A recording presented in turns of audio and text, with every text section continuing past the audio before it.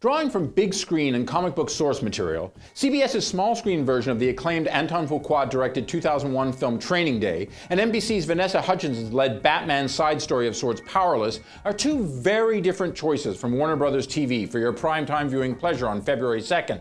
The former, sadly not worth watching, despite the presence of the usually great Bill Paxton, and the latter, a surprisingly charming comedy with legs and a smart premise.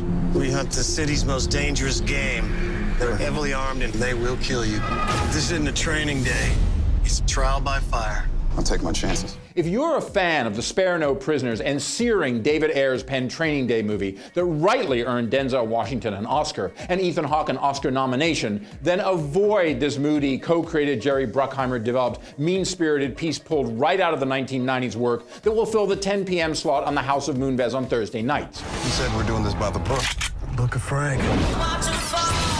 Updated to 2017, with a notorious B.I.G. and Instagram references thrown in to date itself, the race roles are flipped here, with Justin Cornwell as the LAPD newbie detective with father issues, teamed up in a chaotic city of angels with the Big Love alum as the borderline bigoted, makes all his own rules, AC/DC-loving veteran who has gone way off the leash. Sir, somebody's in the trunk. Say, with observation skills like that, you're gonna make a fine detective. Look, there's not much more to say about how numbingly heavy-handed and just plain bad Training Day is, even for Donald Trump's America. Because CBS has been in the adaptation business a lot of late, with sad results like the now canceled Rush Hour and the sadder but still with us MacGyver. And so the best one can hope here is that this latest entry goes the way of the former. Still, there is new hope on Thursdays. What's that up in the sky? Is it a bird? Is it a plane? Oh, it's With all the inconveniences and spectacles, the perfectly named Charm City set Powerless is about the lives of people without superpowers in a world of superheroes, with a familial connection to one great detective, aka Batman.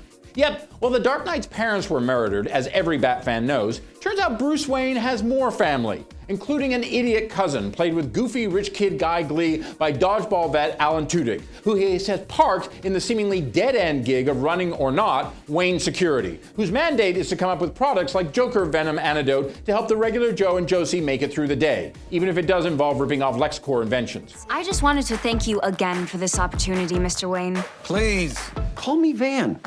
My cousin Bruce, he likes to be called Mr. Wayne. I call him B-dubs. With High School Musical's Hudgens as the company's new R&D director and a diverse team of inventors and misfits that include Christina Kirk, Ron Fuges, and Danny Pudi, this workplace gag fest, which cannily premieres right after 8 p.m. Superstore, managed to transcend itself in both leaps and bounds with the reality of losing your job in a DC Comics universe where Batman, Superman, Green Lantern, and Wonder Woman are whipping around in the sky in the background. Now, Powerless certainly went through some growing pains to make it to prime time, with showrunner, for instance, Ben Queen exiting last August. But it packs a lot of punch from what I've seen so far, humanizing the people on the ground who were literally and figuratively buried under rubble in the likes of the big screen's Man of Steel and Batman vs. Superman. Whether Powerless and the fantastic Hudgens can stay the course, of course, is another thing, as the now spiritless Agents of S.H.I.E.L.D. from Marvel certainly did not after a strong start itself. But unlike CBS's Training Day, NBC's Powerless has liftoff. And that's always a good place to start with a new show.